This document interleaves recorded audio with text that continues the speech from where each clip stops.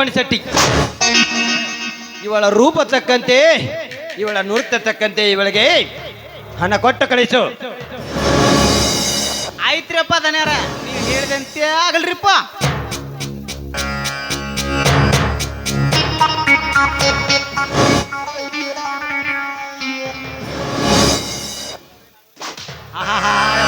ದನ್ಯಾರ silent ಆದ್ರೆ ನೀವೆಲ್ಲ violent ರೀಪ, violent. ಪಟ್ಟಣ ತಗೋರಿ ತೀರ್ಪ.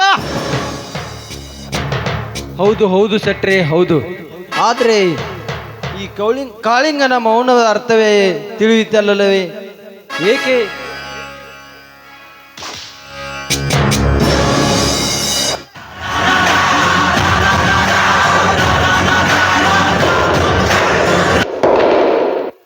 ಏನಿಲ್ಲ ಗೌಡ್ರೆ, ಮುಂದೆ ಏನು ಮಾಡಬೇಕೆಂದು ವಿಚಾರಗ್ರಸ್ತನಾಗಿದ್ದೇನೆ. ಯಾಕೆಂದ್ರೆ ಆ ರಾಮಲಿಂಗನ ತಮ್ಮನೊಬ್ಬ ಪ್ರದೀಪ SI ಆಗಿ ನಮ್ಮ ಠಾಣೆಗೆ ಅಧಿಕಾರ ವಹಿಸಿಕೊಂಡಿದ್ದಾನೆ. ಮುಂದೆ ನಮ್ಮ ಕೆಲಸದ ಗತಿ ಏನು ಎಂದು ಯೋಚನೆ ಮಾಡ್ತಾ ಇದ್ದೀನಿ. ಏನು? ಆ ರಾಮಲಿಂಗನ ತಮ್ಮ ಪ್ರದೀಪ ನಮ್ಮ ಠಾಣೆಗೆ PS ಆಗಿ ಬಂದಿದ್ದಾನೆ. ಹಾಗಾದರೆ ಮುಂಬೈಯಿಂದ ಮದ್ರಾಸ್ಗೆ ಹೋಗುವ ನನ್ನ ಬಿಸ್ನೆಸ್ಸಿನ ಪರಿಸ್ಥಿತಿ ಏನು? ಅದರ ಮುಂದಿನ ಕೆಲಸ ಏನು ವಿಚಾರ ಮಾಡಿ. ಅದಕ್ಕಿರುವುದೊಂದೇ ದಾರಿ. ಅದೇನಂತ ಈಗನೇ ಹೇಳು, ಅದನ್ನ ಈಗಲೇ ಮಾಡಿಬಿಡುತ್ತೇನೆ. ಅವಸರ ಮಾಡಿದ್ರೆ ಅಪಘಾತವಾಗುವ ಸಂಭವವಿದೆ ಗೌಡ್ರೆ. ಕೆಲಸ ಮಾಡಿ ಮುಗಿಸೋಣ. ಹೌದು ಗೌಡ್ರೆ, ಕರಿಯ ಹೇಳುವುದರಲ್ಲಿ ಅರ್ಥವಿದೆ.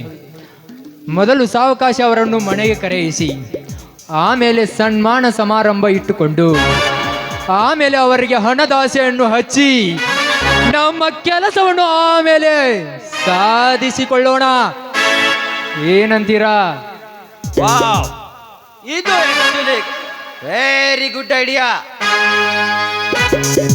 ಹೇಳಿದಂತೆ ಅವನಿಗೆ ಹಣದ ಆಸೆ ಬಲೆ ಬೀಸಿ ಆ ನಂತರ ಬಲರಾಮನ ಕತೆ ಮುಗಿಸೋಣ.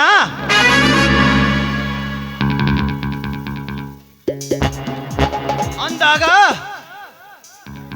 ಈ ಸಿದ್ದನಗೌಡಗೊಂದು ಬೆಲೆ, ಈ ನಿನ್ನ ಮಾತಿಗೊಂದು ಕಲೆ.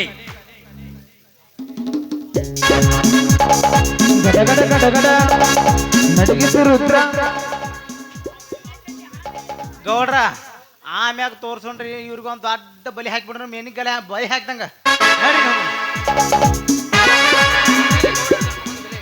ಇದುವೇ ಯುವನ ಶೆಟ್ಟಿ ಚಾತುರತೆ ಕಲೆ.